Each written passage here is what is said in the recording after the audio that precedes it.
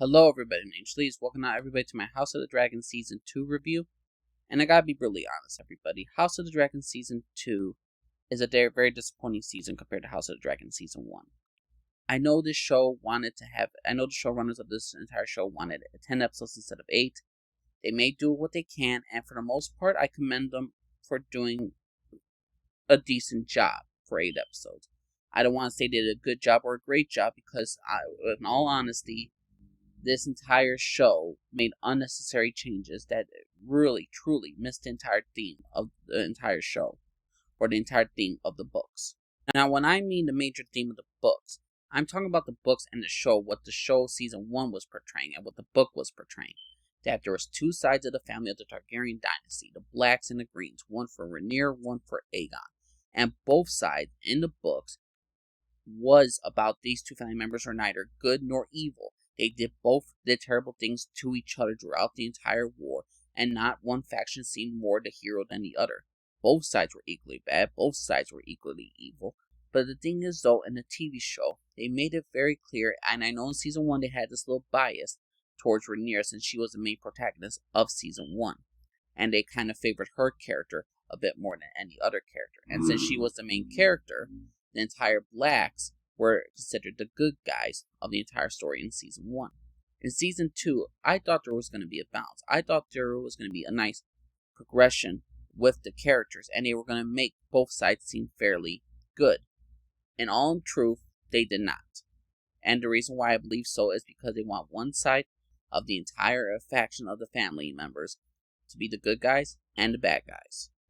And believe me, I do understand that the books are not made as a historical accurate source. George R. R. Martin made these books, The Fire and Blood, to explain about what happens. We don't know the characteristics of any of these characters in through the books. We don't know what their true emotions were. We don't know what truly develops between their relationships. We just got first offhand accounts. It's basically written like a historical book, and like most history, it could be biased, it could be uncertain, it never could be the truth of everything.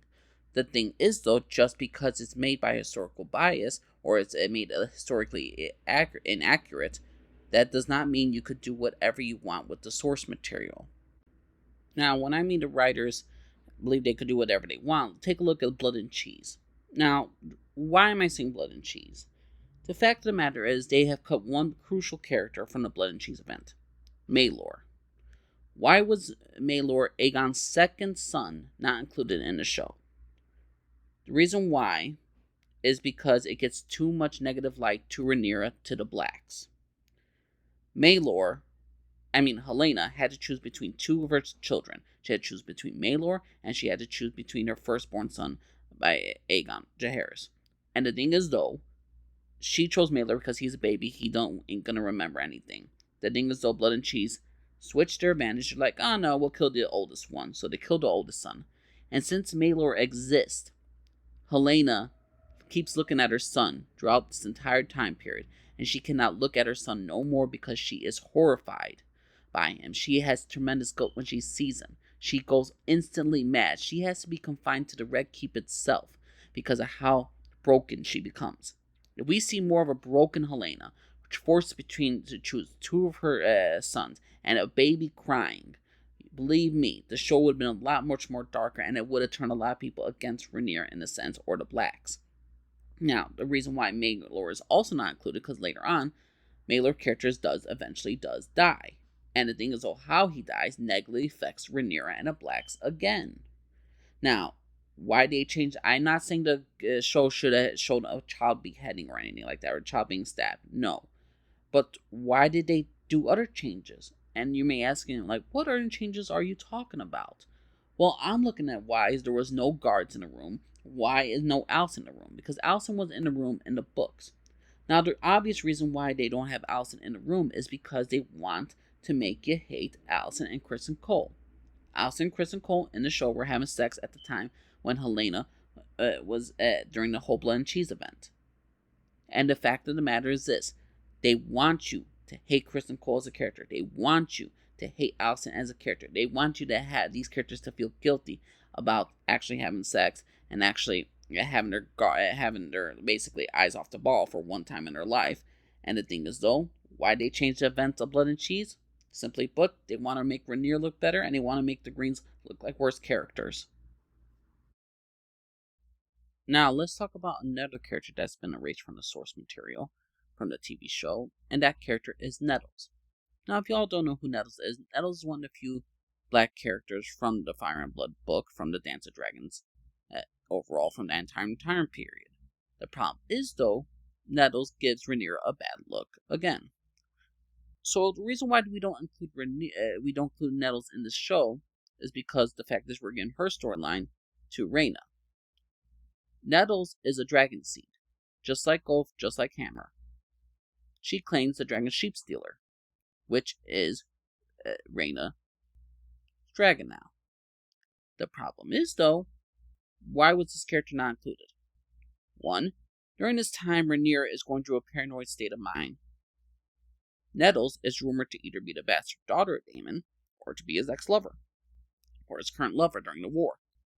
And Daemon, for the most part, during this entire time in the book, is with Nettles a lot, not with Rhaenyra. And the fact is, this character does not exist. Well, why do you think it is? Rhaenyra, in the books, orchestrates the death of Nettles. She wants Nettles dead. She wants Daemon to kill her himself. But Daemon does not do it. Nettles is actually one of the few characters along with her dragon that actually survives the Dance of Dragons overall. If Nettles is not included in this entire TV show, why do you think is the reason? Why do you think this character is no longer around? It's because she makes Rhaenyra look bad. Now, what's also some characters that haven't. If you ever heard of the Silent Five, which most of you have not, I do a little picture right here of Vaemon Velaryon. Remember this character in Season 1 who wanted a Driftmark throne from Rhaenyra, from Luke, and he wanted to take over? Because, Rhaenyra was putting bastards on that throne. Well, the fact of the matter is this. The reason why Vaemon wants this is because it's his right. He wants this because this is his birthright. The Silent Five are a group of Velaryons who go against Corlys, who, during the time when King Viserys was still alive, that they wanted the Driftmark throne. And King Viserys, with Rhaenyra, with Daemon, had these people lose their tongues. They are known as the Silent Five of the Velaryon household. Why do you think the Silent Five is not included? Why do you think Nettles is not included? Why do you think they made changes to the source material for No Blood and Cheese, no Maelor? It's because they want to portray the Black's Rhaenyra in a certain positive light. Now, let's talk about another problem this season has. 1, characters are not the same from Season 1. They are not the same. Take a look at, for instance, Rhaenys when she talks to Rhaenyra in Episode 3. When the Cargyle twins nearly kill each other because one of them tries to go in there and assassinate Rhaenyra, Rhaenys says clearly Otto Hightower would never have permitted the assassination of this event. The problem is, though, a lot of reactors, people who react online on YouTube, all agree about that. For some odd reason, they all seem to forget that in Episode 9, Otto Hightower was directly willing to assassinate Rhaenyra, her husband, and her entire kids in the previous episode. So, Otto Hightower is not above killing or assassinating Rhaenyra Targaryen in her sleep at home. Now, some people say this is nitpicking. No, these are crucial moments that the show is easily forgetting from their own source material. Then, what else we got? We got Rhaenys, who is so beloved by the entire universe of the fans, and apparently of the show, that when her character is killed off, and when her dragon is paraded around the streets, people say they should respect the dragon. This is such a disrespect to Rhaenys and her character. And people are grieving for her. No. No. In what world is this? Did people forget in Episode 9 when Rhaenys destroyed a lot of townspeople, where she killed a lot of small folk, killed hundreds, if not thousands of people to escape the Green's counseling of Aegon, when they serenaded Aegon as the new king? People seem to forget that Rhaenys killed hundreds, if not thousands of people, of the small folk. It's like the same character of Rhaenys is not the same from Season 2 to Season 1. I wonder why is that? And then look at Aegon. Aegon this season, he loves his son. He cares for his son. But in the previous episode, in Episode 9, his character like child fights. His character had bastards. When did Aegon become such a nice parent? When did Aegon become an interesting person that actually loved his family? Now, another thing, they made Rhaenyra completely stupid in episode 3 and freaking season 2. Rhaenyra left for King's Landing to meet with Alison after the event of Blood and Cheese, after her kids, after her son Luke was killed, after they sent an assassin to her. She thinks the best option is to go over there and to make peace with Alison, even though she left King's Landing in episode 6 of season 1. And I know I'm keep referencing season 1, but this entire point of this entire video that I'm making is the fact is, hey, this character is not acting the same way she was in the previous episodes. You know why? Because it does not feel the same. This season does not feel connected at all with season 1. Rhaenyra, who left in episode 6 because she didn't want to endanger her family and she needed to get away because she felt her life was in danger in King's Landing. So she goes back to Alison to try to make peace with her in episode 3 after Alison has lost her grandson and after Luke's death. I'm sorry, what is this abysmal, silly writing? And let's talk about another character that has been absolutely destroyed from season 1. Alison Hightower. I refuse to believe this is the same character from season 1. Alison Hightower in this season, instead of comforting her son after he lost a child, goes to Kristen and has sex. I was able to defend Alison as a mother in season 1, but in season 2 they made her the worst possible mother alive. She loved Rhaenyra more than her own kids. She agrees to the killing of Aegon. She agrees to Rhaenyra to take over everything, even though Rhaenyra is acting no better than Aemon. Alison in this entire season was pointless and useless. She always wanted to make peace. She always wanted less death. She always wanted to make sure that the war would not hurt the small folk or anything like that. But the thing is, though, the character from season 1, from season 2, is completely different. How in the heck can people tell me that this character, who ran at Rhaenyra to demand an eye for an eye for her son, is the same person as allowing Rhaenyra to kill more of her Alison's family, more of her children and grandchildren? In the episode 10 and in episode 8, in the season finale of season 2, Rhaenyra said a son for a son. The thing is, though, Alison does not refute this and say, well, you took my grandson, so Luke's death is paid for with my grandson's death.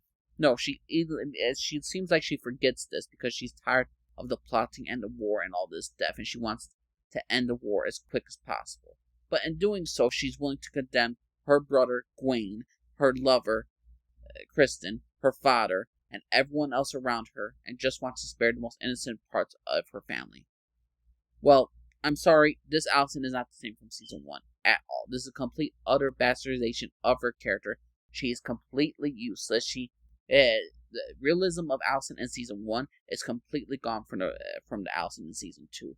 Alison in season 2 acts stupid, she makes stupid decisions, and I cannot stand what the show in season 2 has done to my favorite character in season 1. She was sympathetic in season 1, she was smart in season 1, politically she was really well done, and this season she doesn't care for her children all too much until the last episode, and that's only certain children, because if they don't listen to her, she will have them gone. Aegon, who she put into this position in the first place, is at fault for this, and he's the one who's going to have to die. But Alison gets to go away, and she even asks for Rhaenyra to come with her. She doesn't ask Gwaine to come with her brother beforehand. She doesn't try to stop him from going to war. She doesn't stop Kristen, her lover, from going to war.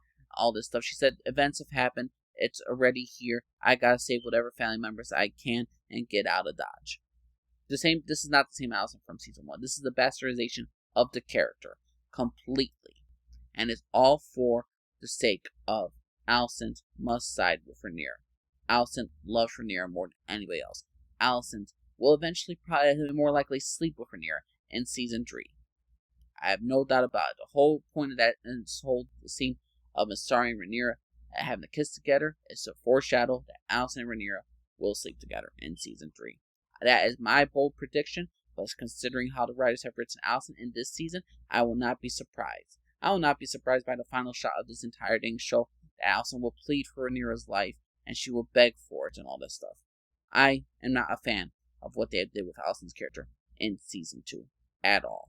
A complete, utter destruction of a great character. Another bad thing that happened this season is that the characters are all devoid of logic. A great majority of characters are devoid of logic. Remember how I was saying earlier with Rhaenyra going into Alison was a little bit stupid? Well, in the next episode, in episode 4, Rhaenyra turns out did not tell anybody where she went in King's Landing to see Alison. She didn't tell her son, she didn't tell Rhaenys, she didn't tell anybody in the small council of where she went. So when the leaders at current war, she's not around to have anybody to take over that she was going to say, hey, I'm going to King's Landing to make a peace with Alison. She didn't tell nobody.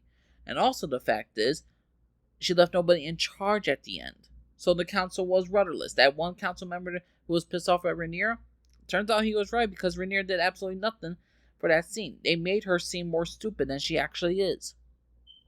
Want to know another stupid scene? Otto being so angry at Aegon for the rat catchers. Now I admit this ruins a little bit of Green's PR, but considering, the blacks killed hundreds if not thousands of people when Rhaenys broke through the ceiling in episode 9 during Aegon's coronation. Not to mention the whole blood and cheese event happened. Now I understand people were upset and this ain't gonna bring people to the cause. But to be so upset with Aegon, I feel like this entire scene was just done because, we only have 8 episodes, we gotta bum rush it. We have to make sure Otto gets angry real quick so he could be dismissed. Another thing that makes no sense in this entire thing, well, characters and certain storylines that make no sense, how are the people of King's Landing starving already? It's only been a couple weeks after Luke's death, and the Greens are already preparing for a massive siege, since they were already preparing to usurp Rhaenyra anyway. The fact is, the Greens did not have the food already, and I don't believe there was no rioting in the streets in the books when the Greens were in control because they had overall the money and all the other stuff. Was there stress? Yes, because there was a blockade, and it was making it harder for money. But for starvation, I don't know about that. I feel like they just did it to make the small folk turn for Rhaenyra. Lo and behold, another thing they're changing for Rhaenyra. Now, speaking of Rhaenyra, that white worm and kiss scene with Rhaenyra. Mysaria and Rhaenyra kiss. And here's the thing. I don't understand how does this make sense. In no way do I ever see them actually ever kissing. In no way did I ever feel sexual tension between these two characters. How in the heck is Mysaria and Rhaenyra gonna kiss after Mysaria told her a story of her dad forced himself on her, and as she was forced to carry a child, an unwanted pregnancy? What kind of BS logic is this? In what realistic world would any girl immediately start kissing another girl or kissing another guy after a traumatic horror event? I'm sorry, no. For all the reasons I have stated above, Season 2 of The House of the Dragon has been very, very disappointing. I still love House of the Dragon for what it brought. I still loved Season 1. Season 2, it's a complete letter grade difference. Like, if I gave Season 1 an A-, Season 1 A, Season 2 is a B-, C+.